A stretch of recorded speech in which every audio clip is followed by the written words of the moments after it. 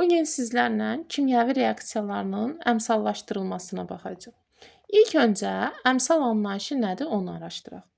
Kimyəvi tənlik zamanı maddələrin qarşısında yazdığımız rəqəmlər əmsallar adlanır.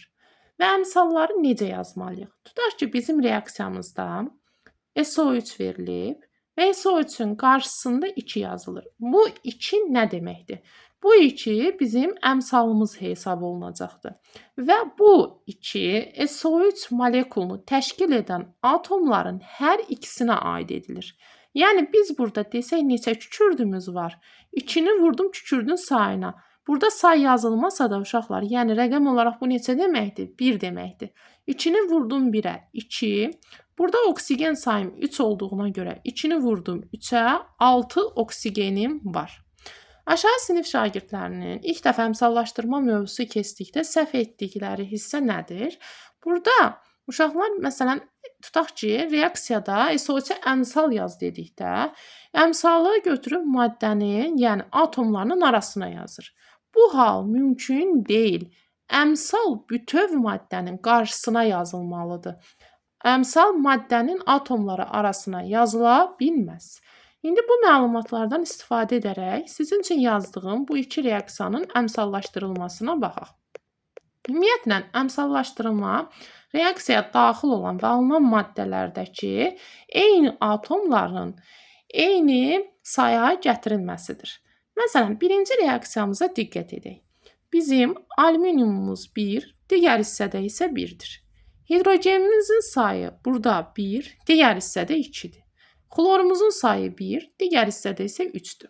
İndi biz xlorla hidrogen xloridin sayını bərabərləşdirməliyik. Bura diqqət edirəm ki, xlor və hidrogen eyni maddənin tərkibində olduğu üçün bu atomların qarşısına yazdığım rəqəm həm hidrogenə, həm xlora təsir göstərəcək. Onun üçün nə edirəm? Digər tərəfə baxıram. Xlorun sayı 3, hidrogenin sayı isə 2-dir. Və mən 2 və 3 üçün əkop tapıram. Və müəyyən edirəm ki, 2 və 3 üçün əkobum 6-dır. Və burada baxıram ki, hidrogen sayım artıq 6 oldu. 6 olduğu üçün buradakı hidrogen sayını 6-ya gətirmək üçün qarşısına 3 yazdım. Çünki 3 vurulsun 2, 6 edəcək. Xlorum sayı da 6-ya bərabərdir.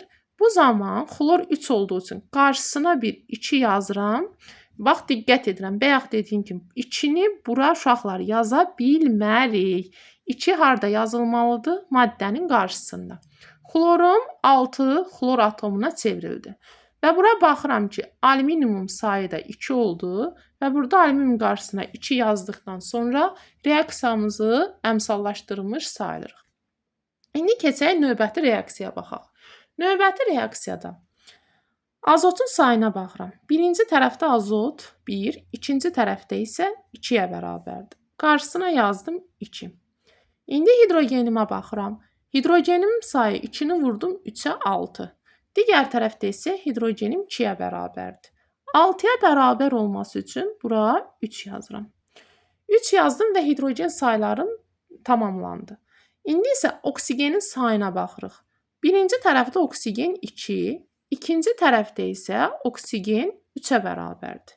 Və mən həmişə uşaqlar kiçik tərəfi böyük tərəfə bərabər etməyə çalışıram. İndi mən düşünürəm ki, 2-ni neçəyə vursam 3 edər. 1,5-ə. Amma mən bilirəm ki, əmsallar tam rəqəmlər olmalıdır. Yəni biz bunu 1,5 kimi yaza bilmərik. Bu zaman nə edirəm? Bütün əmsalları 2 dəfə artırıram. Yəni NH3-ün əmsalı 2 idisə, 2 dəfə artırdım, oldu 4. 1,5-i 2 dəfə artırdım, 3. Azotun qarşısında rəqəm yazılmasa belə, onun əmsalı, yəni 1-dir. 1 olanda yazılmır. Necə ki, indeksdə yazılmır, əmsalda da yazılmır. 1-i 2 dəfə artırdım, 2. 3-ü 2 dəfə artırdım, 6. İndi mən bu əmsalları altda yazdıqlarımı silirəm və reaksiya üçün yazırıq yenidən. Deməli, biz 2-ni 2 dəfə artırdıq 4, 1,5-i 2 dəfə artırdıq 3, 1-i 2 dəfə artırdıq 2, 3-ü 2 dəfə artırdıq 6 və həqiqətən də azotlarımın sayı 4, 4, hidrogen 4 vurulsun 3, 12. Burada da 6 vurulsun 2, 12. Oksigenimin sayı 3 vurulsun 2, 6. Burada isə 6 vurulsun 1, 6-dır. Bu şəkildə biz daha sadə reaksiyaları əmsallaşdıra bilərik.